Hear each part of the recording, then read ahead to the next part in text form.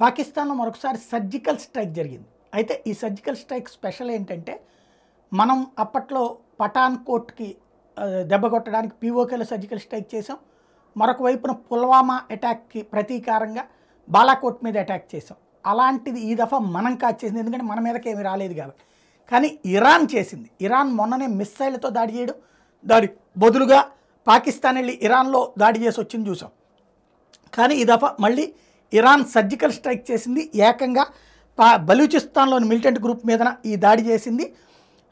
తాజాగా మరొకసారి ఉద్రిక్త వాతావరణం నెలకొంది. పాక్ భూభాగంలోకి వచ్చి మరి ఇరాన్ మరోసారి మిలిటరీ ఆపరేషన్ చేపట్టింది.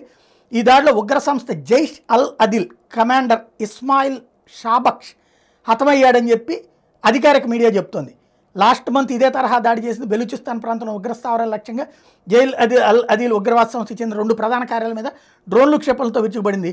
ఆ మరుసటి రోజే పాకిస్తాన్ ప్రతీకార దాడులు చేసింది. ఇరాన్లోని సిస్తాన్ ఓ బలూచిస్తాన్ ప్రావిన్స్లోని కొన్ని ప్రదేశాలను లక్ష్యంగా చేసుకుని వైమానిక దాడులు చేసినట్టు ఆ దేశ విదేశాంగ శాఖ చెప్పింది. కాకపోతే అది ఇరాన్ ధృవీకరించలేదు. జైష్ అల్ అదిల్ సున్నీ మిలిటెంట్ గ్రూపు పాకిస్తాన్ కేంద్రంగా పనిచేస్తుంది. ఇరాన్లోని సిస్తాన్ బలూచిస్తాన్లో కార్యకలాపాలు నిర్వహిస్తుంది. అక్కడ ఉగ్రవాద కార్యకలాపాలు చేస్తుంది. ఇప్పటికే పశ్చిమాసియాలో హమాస్ ఇజ్రాయెల్ ఘర్షణలో ఉద్రిక్తత నెలకొంటున్నటువంటి నేపథ్యంలో ఈ సర్జికల్ స్ట్రైక్ అన్నటువంటిది. అయితే పాకిస్తాన్ దగ్గర అంత సీనేం లేదు.